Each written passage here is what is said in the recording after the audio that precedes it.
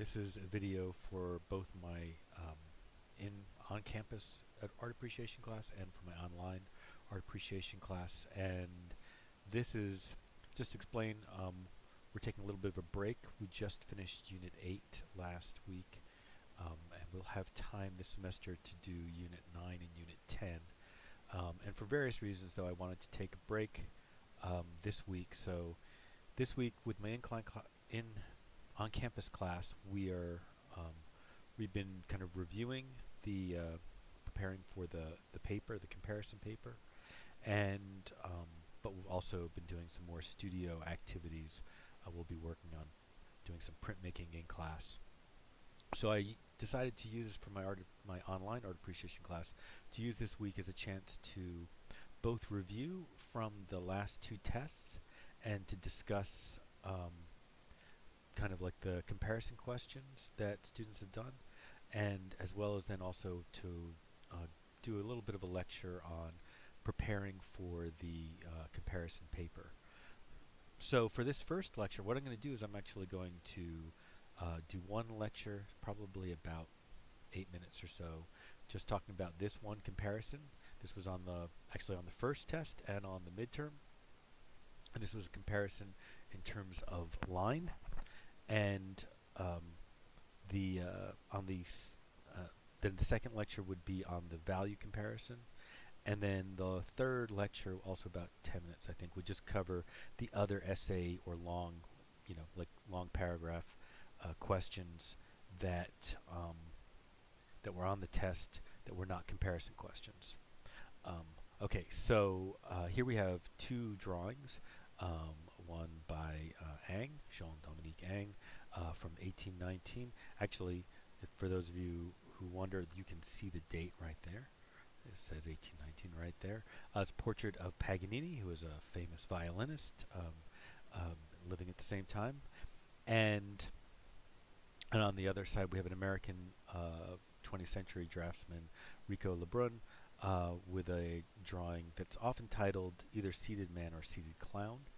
And so the comparison is to think about the two drawings in terms of their use of line. And I give you a number of different aspects about the line to think about, including line weight. So the first and most immediate thing to notice about these two drawings is that the overall line is much bolder and darker on the Lebrun overall, and that leads to a lot more contrast. There's a lot more contrast in the Lebrun for both two reasons, actually. One, because of the value of the lines. The lines are dark. These are brush and ink lines, as opposed to these, which are graphite lines. And so the lines are dark, but also the paper is very light. It's a pure, kind of like a bright white paper, whereas on the Ang, the paper is not a bright white paper, and then it's also been hand toned, I think.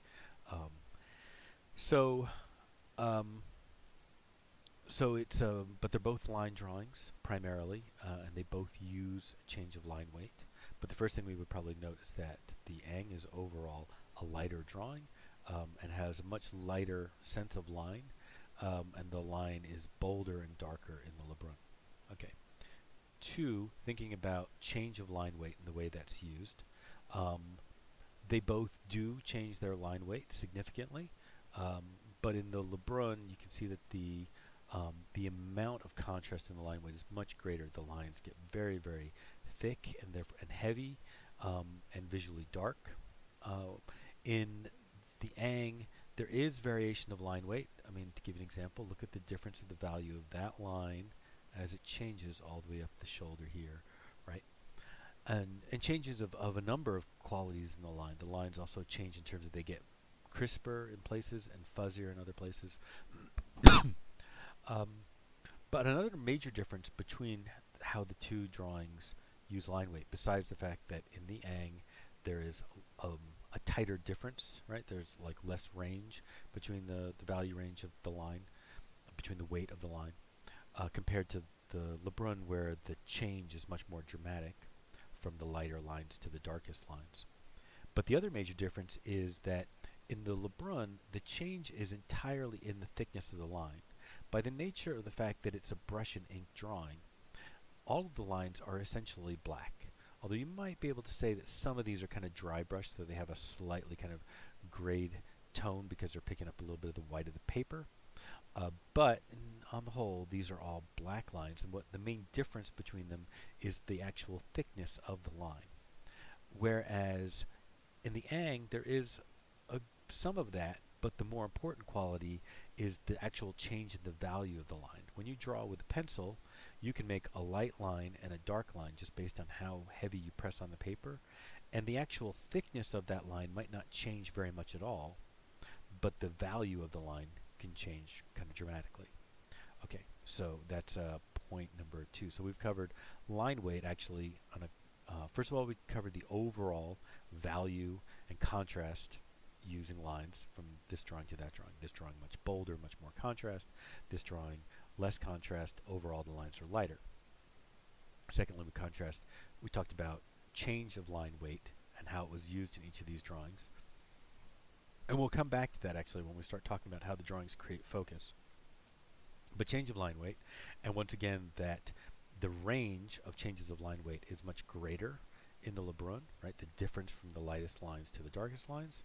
And it's more narrow, but more controlled, more precise in the Ang drawing. But it is also that the change of line weight in the Lebrun isn't, because it's a brush and inch drawing, it's entirely created by changes of line thickness, whereas in the Ang drawing it's much more changes of other qualities of the hand, the pressure primarily, and how that changes value. There are changes of thickness of line as well, though. Okay, so another part of the question is whether which drawing is more gestural, and the Lebrun is more gestural.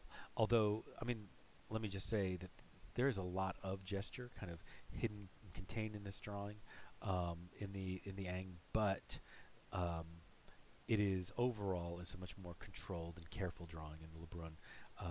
The lines are more fluid, more loose, more gestural, more calligraphic, and also the lines, and this gets to a third part of the question. So far we've covered line weight, overall qualities of the line, and overall value of the line weight, and then we covered gestural qualities. But a third aspect is that there's a little bit more thought about cross contour in the Lebrun. There's use of line as cross contour, but it's primarily in the Ang, but it's primarily thinking about cross contour when and where it's also thinking about folds, and folds as being forms that follow cross contours. Like in areas where he's hatching, like right there, he's hatching pretty much right across from the volume, so not worried that much about his marks following cross contour volume. Whereas in the Lebrun, there is more thought about that in places where he almost kind of grids out the texture of the volume to kind of create indications of volume. Okay, so we've covered 1, 2, 3, 4 aspects. And along with that, I think another thing to mention, I think I did right at the beginning, which is just the difference of the tools, right? That this is in a pencil drawing and an ink drawing. And that difference has affected many of the other issues that we've talked about. Okay, lastly, I want to talk about how each of these drawings create emphasis. And to do that, we'll have to talk a little bit about how, although the Ang drawing is a line drawing, right, primarily a line drawing with some hatching and cross-hatching to build up value, there's also some tone in it, and that the use of tone and the way the line drawing works with the tone is very, very subtle and careful. But because of that, one of the things that you'll notice is that in this line drawing, the areas that have the most attention in terms of value, most buildup of hatching and of tone, as well as the darker contour lines, are the areas that draw our attention, so that we look to the hand, to the violin, and to the head, right, especially the head. And in the Lebrun, it is the exact opposite, that generally you would say that darker values and thicker lines would be the things that would draw our attention. But if you remember back to my lecture about emphasis and hierarchy, the most important rule is always difference. And in this particular case, he's drawing our attention to the face by changing his line weight, by moving towards this very, very, not very